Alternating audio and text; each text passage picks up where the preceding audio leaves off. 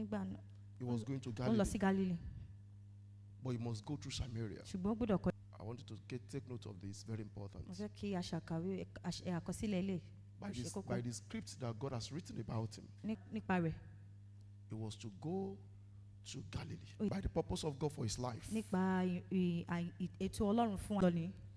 So for Jesus here, fún Ọlọ́run ní fún Jésù ní bíbá. going through Samaria wasn't an option. gbígba Samaria kọjá kò kí ń ṣe nǹkan tí ó gbọ́dọ̀ tí kò gbọ́dọ̀ má ṣe. Bible says he must need. Bíbélì sọ wípé ó gbọ́dọ̀ ṣe. He must need go through Samaria. Bíbélì sọ wípé ó gbọ́dọ̀ gba Samaria kọjá.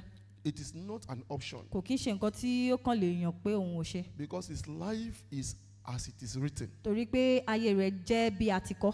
Everything about him ohun gbogbo tí ó ní ṣe nípa tirẹ̀ agrees with what is written ó wà about him. ní ìbáṣepọ̀ pẹ̀lú ohun tí Ọlọ́run ti kọ nípa rẹ̀. For him, it is not an option to go through Samaria. Fún kò ń ṣe nǹkan tó kàn lè wo pé ṣé kí n gba Samaria ṣá. He could actually bypass Samaria and still get to Galilee. Ó lè má gba Samaria kó dẹ̀ dé Galilee. But Bible says he must. Ṣùgbọ́n Bíbélì sọ pé ó gbúdọ̀ gbà. He must go through Samaria. Ó gbúdọ̀ gba Samaria kọjá. Now, when this prophecy must come to pass, nígbà tí àsọtẹ́lẹ̀ yìí bá ní láti wá sí ìmúṣẹ. the person God introduced to Jesus, ẹni tí Ọlọ́run tó ti fi hàn Jésù Kristi. the person that became a key to open Samaria for him, ẹni tí Ọlọ́run ti lò gẹ́gẹ́ bí tọ́lọ́run ti yàn gẹ́gẹ́ bí kọ́kọ́rọ́ láti ṣí Samaria. was a woman that is an harlot. Ó jẹ́ obìnrin alágbèrè. Was a woman who had 5 husbands before. Ó jẹ́ obìnrin tó ti ní ọkọ 5 rí.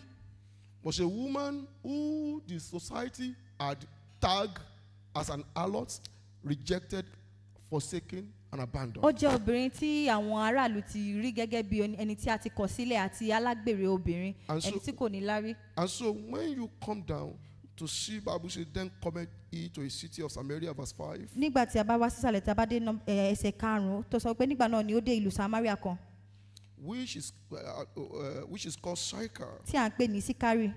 near to the parcel of ground that Jacob gave to his own son Joseph. Tí ó súnmọ́ etí ilé bìnrin nì tí Jacob ti fi fún Joseph ọmọ rẹ̀. Now Jacob well was there.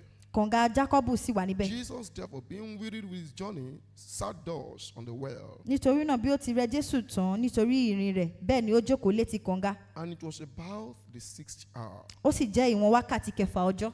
There cometh a woman of Samaria to draw water. Obìnrin kan ará Samaria sì wá láti fa omi. And Jesus said, give me Jésù drink. wí fún pé fún mi mu. This woman, Jesus knew who she was. Jésù Kristi mọ ẹni tí ó jẹ́. Jesus understood who this woman was. Òye ẹni tí obìnrin náà jẹ́ òye Jésù Kristi. But that was the woman God introduced to Jesus. Ṣùgbọ́n ẹni tí a ti fi hàn Jésù Kristi nìyẹn. A whore. Alágbèrè. The gift of men. Ẹ̀bùn ènìyàn. After Israelite had passed through Jordan, Nígbà tí àwọn Ísírẹ́lì ti gba Jọ́dánì kọjá. and the Jordan had parted ways before them, Tí Jọ́dánì ti pínyà fún wọn. they needed to begin to possess the land. Wọ́n ní láti lè máa ṣe ìkápá ilẹ̀ náà. They need to take over the land. Wọ́n ní láti ṣe ìkápá ilẹ̀ náà. The person who was the key to take over Jericho Ẹni tí ó jẹ́ kọ́kọ́rọ́ láti lè ṣe ìkápá Jericho. was a whore. Ó jẹ́ alágbèrè. Ó jẹ́ aṣẹ́wó. That was the woman that opened Jericho up for them. Ó jẹ́ obìnrin tí ó ṣí ilẹ̀kùn Jericho fún wọn nìyẹn.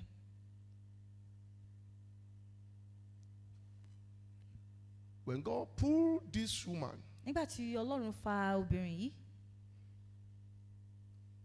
the people of God did not despise her. àwọn ènìyàn Ọlọ́run ò kọ̀ sílẹ̀ tàbí kí wọ́n ṣọ̀tẹ̀ rẹ̀.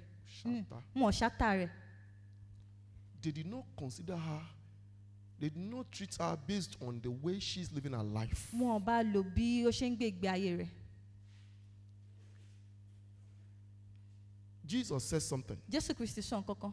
All that my Father sent to me, Ó sọ pé ohun gbogbo tí bàbá mi sọ fún mi. all that my Father sent to Gbogbo me, ohun tí bàbá mi ti rán sí mi. all that my Father sent to me, Gbogbo ohun tí bàbá mi rán sí mi. I will no wise cast away. Mi ò ní kọ̀ sílẹ̀, mi ò ní tánù.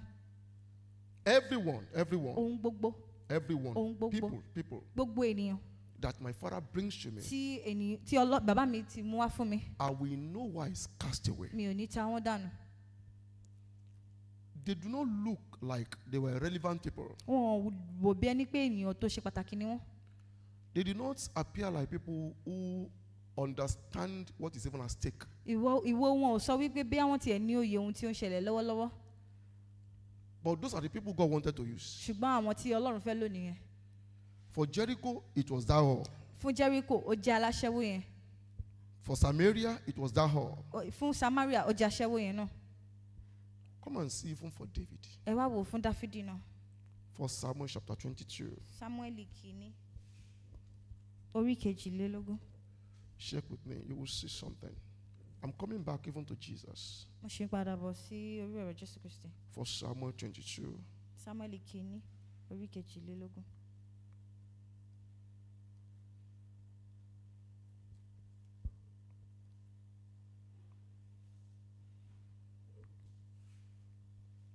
David therefore departed thence and escaped to the cave Adullam.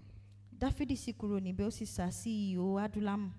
And when his brethren and his father's house heard it, Nígbà tí àwọn arákùnrin rẹ̀ àti ìdílé bàbá rẹ̀ sì gbọ́, they went down thither to him. wọ́n sì sọ̀kalẹ̀ tọ̀ wá níbẹ̀. Verse 2. Ẹsẹ̀ 2.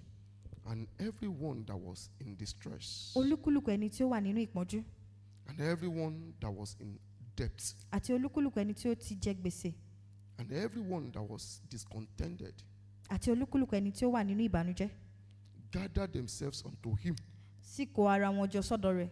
and he became a captain over them. Òun sì jẹ́ olórí wọn. And there were with him about 400 men. Àwọn tí ó wà lọ́dọ̀ rẹ̀ sì tó ìwọ̀n irinwó ọmọkùnrin. I want you to pay attention to this. Mo fẹ́ kẹ́ fiyè sí nǹkan tí mo sọ yìí.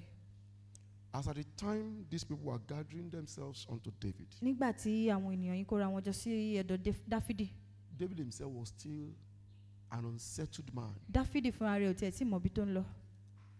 He was still running away from the murderous hand of Saul. Ó sì ń sá kúrò ní ọwọ́ Sọ́ọ̀lù apànìyàn. At that point, he has not ascended the throne. Nígbà yẹn kò tí ì dórí ìtẹ́. At that point, he himself still has a lot on his table to settle. Nígbà yẹn tá à ń sọ yìí, òun sì ní ọ̀pọ̀lọpọ̀ nǹkan tó sì fẹ́ ṣe. At that point, he himself